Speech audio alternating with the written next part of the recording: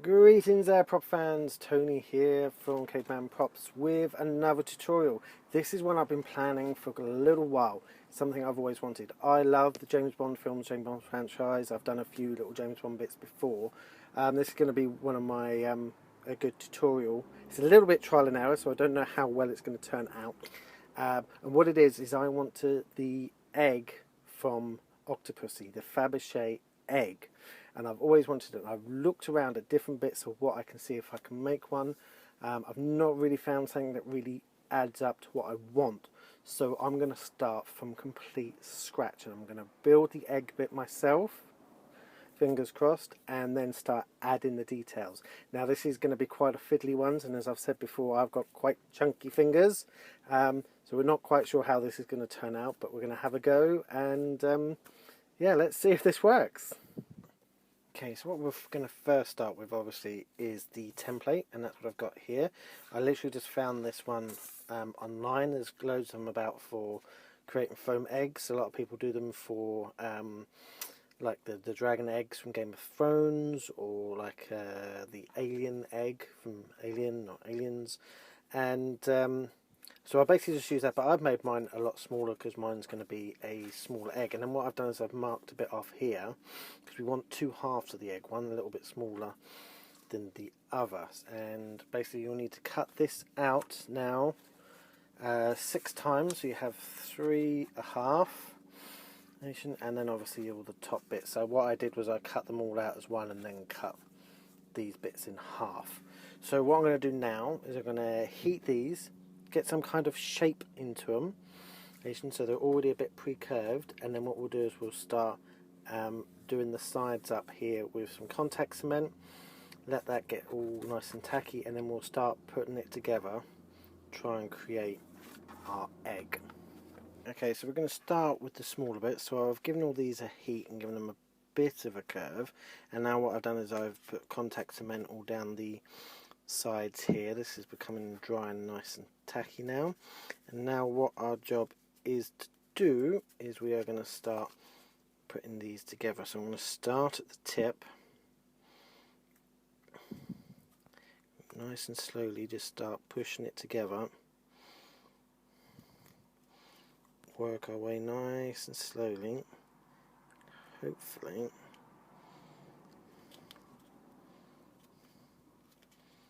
might need a little bit of filling and sanding. We are getting this. So what I'm going to do is do it in 2 halves and then attempt to put the 2 halves together.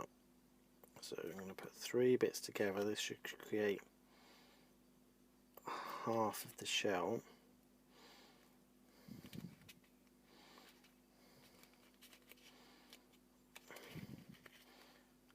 That. Still coming away a little bit there. It's not quite in the half form that I was after, but we're going to carry that on, try and create this top part of the egg. I might not need all 6. I might get, actually know what I'm thinking about with 5, but see how you go. It might just be the way I've cut this. Might be a little bit more difficult, but it's getting there. It's kind of looking the shape. Once we've got it all together, I can give it a heat and a bit more of a shape. Might need to sand and fill this out a little bit. It's not too bad, so I'm going to crack on, try and create the whole rest of the egg, and then see where we are. Okay, so there we go. So I've made both halves now. They've gone together quite well, and I've only used 5 panels. I don't know what the issue was there. Maybe it's because of making this a bit smaller, it didn't need 6 panels. Maybe it's something in the way that I've copied the pieces out. I've done it wrong somehow, but 5 pieces work together quite well. And obviously what I've done now is I've kind of sanded this down a little bit, give it a little bit more shape. It's not going to go too much because obviously we've got details to go over the top of this. I've also cut it down a little bit. This was a little bit too long. I think this goes a little bit better together now, because in the film you see him hold it like that and it works a lot better. So I've made that a little bit smaller. I've also cut this disc out. This was about the same width as that, and I've glued that in there because obviously this has that. I have cut another one which I'm going to put in this, but I'm not going to glue this one in. This is just going to be in to hold it while I'm adding the details, so it hopefully keeps the correct shape, so then when put it on there to hinge it, it works out. But I did say this is all going to be a bit of trial and error, so it's not going to go according to plan. But there we go. So we've got it there, so we've got that bit done. So I think I'm quite pleased with how the way that's come out as the egg. So now we can start decorating it. I'm not sure how well you can see here, but what I've done is I'm using the seams. I've used the seams as part of my guide to add in the details, and I've done a line down halfway of each panel. So it's divided up into 10 parts, and then that's what we're going to use to start adding the details around the outside. So I'm going to sort that out now and get the pieces cut, and I'll start showing you how we can put that all together. Okay, right, so what I've done is we're going to start the detail on this bit, and what I've got here is a strip 5mm foam, and I've just run that around the edge just to give that the edge in there. This is in there just to hold everything in shape at the moment while I add the details so we don't lose the shape of it. And I've also cut a disc out of the 3mm foam and put that dead center on the top. And then what we're going to do is we're going to start adding the details down the side here. Now to start with, what I've done is I've taken some 3mm foam and I've cut it in a 3mm strip and then cut off 10mm, 1 centimetre each. And what we're going to do is we're going to stick these round this middle bit at where the guidelines are that I've drawn on. So where I've used the seams and the guidelines. So there'll be 10 of these that will go all the way around. So that'll make like a little star picture there, or like 10-legged spider. So we're going to stick all of them around there, and then what we'll do is we'll start on this weaving detail that works round the side here. So I'm going to get these on first and then make a start on that detail. Right, so there we go. So you should end up with something that looks a little bit like that. And now what we're going to do is I'm now taking another strip, but this is 2mm foam, so we're going down a size smaller again. So I'm cutting that into a strip, and what we're going to do is I'm going to attach that to the end here, and then that's going to come around, and what that's going to do is going to cross the first one, the next one to its side, so it's going to cross over there, but it's going to end between the two here. You should look at the pictures, so it's going to end there. So what we're going to do is wrap that like that, do all the ones around there, and then do the same going the opposite way. Okay, so they should be quite short. So I'm going to start putting them on and then show you what that looks like. With the bottom half, it goes a little bit further along, but almost in the same kind of pattern. So that's what we're going to do now. So that's going to go in like that. So I'm going to start sticking these in, and then I'll show you what it's like, and then we'll complete the whole thing off. Right, so there we are. So you can see that going round. That's kind of like spirals round a bit now. And then what we're going to do is we're going to take exactly the same again, but we're going to go the opposite way. So we're going to stick another piece in there. Then that will join down to there. And what we're going to do as we stick it down, we're going to make sure we get it in and around these pieces, so it lays nice and flat, and then joins that one there. So what I'll do is I'll start getting them in and then show you that bit.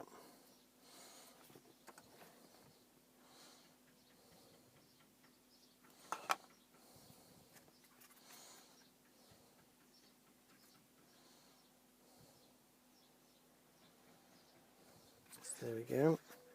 So that will work its way around there like that, sitting quite nicely. So we'll carry that all the way on. So we'll get another one going there, like that, and as you can see, we'll start creating that lattice pattern that works its way around the egg. So I'm going to get this finished, and I believe then we should be ready for coating and painting. Okay, so I've finished the lattice work on this larger one, and obviously, as you can see, has to go round a little bit further, but I think that's come out really well. Now if you wanted, you could leave it like this. This is not too bad as it is, but what I'm doing is I'm going to smooth this down a little bit, and I've done that on the top one here. I'm not sure how well you can see that.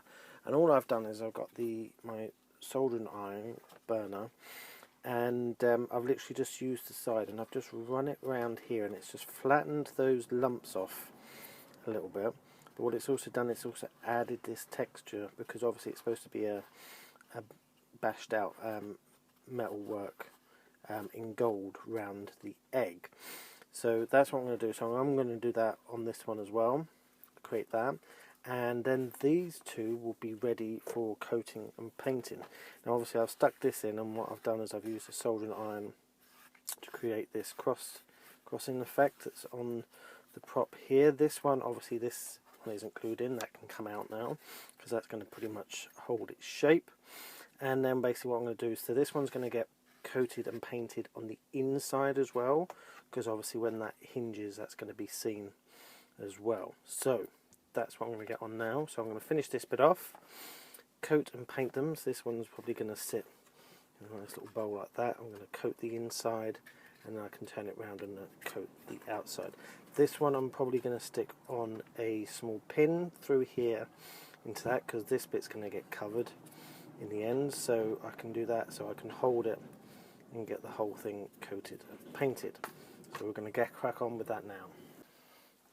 So here we are. So what I've done with this was I painted it with my flexible black primer, nice base coat, brushed that on, went on quite nicely, and then I gave it a quick spray with a plastic based filler primer that's helped fill in a lot of the other gaps, and then I basically sprayed it with this lovely metallic gold colour. As you can see, it's come out quite nicely, and it's been done in the middle. So our next bit is obviously to do the panels here, and I went online and I ordered myself a really nice enamel metallic green that looked like perfect colour to be able to put in here and add the things. It turned out it's a very light like lime green, not quite the right colour green. So I haven't had time to order another one, but obviously I want to try and soldier on with this. So what I've got is this is just an acrylic paint. This is closer matched to what I want. So what we're going to do is we're going to work with this for now, and what I might see is if I can get some kind of a lacquer to go over the top that might kind of shine this up, because this will dry bit more matte. But what we're going to do is we're going to get small amounts of this on the brush, and then what we're going to do is we're just going to paint these panels in down here. So I'm going to do it lightly to begin with, and I'm going to go around, and I'll probably get at least 2 or 3 coats of this just to cover it all in. But it's going to be delicate work. I'm just going to go in to fill all of these gaps like this. So I'm going to crack on with this, get this all done, and then we can start working on the gem work. Okay, so there we go. I wasn't going to bore you showing me what to paint every single panel, but there it goes. So what I did was I took it nice and easy and worked my way around in a circle. It took 2 coats pretty much for each panel. So I took it nice and easy, and by the time I got back round to the next one was dry, so I could just do 2 coats, and I worked my way round that way just to try and keep it obviously quite as neat as possible. But there we go. So the next job is I've got some of these stick-on gems, and then what we're going to do is we're going to use one of these at each of the crossing points here just to jewel this up, and then what we can do is we can use these to cover up all these joints around here where we've added the bits. So I'm going to crack on, get these all nicely stuck on here, and then obviously complete the bottom half in the same way. Right, what's going on here, I'm not sure if you can see it, is I've tried to take some of these off. The still sticky stuff is sticking to the backing better than it's sticking to the gems. So my thought was, you know, even if I stick them on here with the backing, how long is it before the gems are going to fall off? So I've decided to remove all the gems from the backing as I'm taking them off, and using this tiny little touch of glue and the tweezers to put them in place so they stick almost straight away, and then they'll be a bit stronger. I'm just not trusting this backing stuff to stick quite as strong as it should. So that's what I'm going to do now. It's going to take me a little bit longer, obviously doing it this way, so a bit more time involved, but as you can see they're all starting to go on quite nicely, so they'll hold on there. So I'm going to get the rest of this done, and then I'll show you what we're going to do on the top here.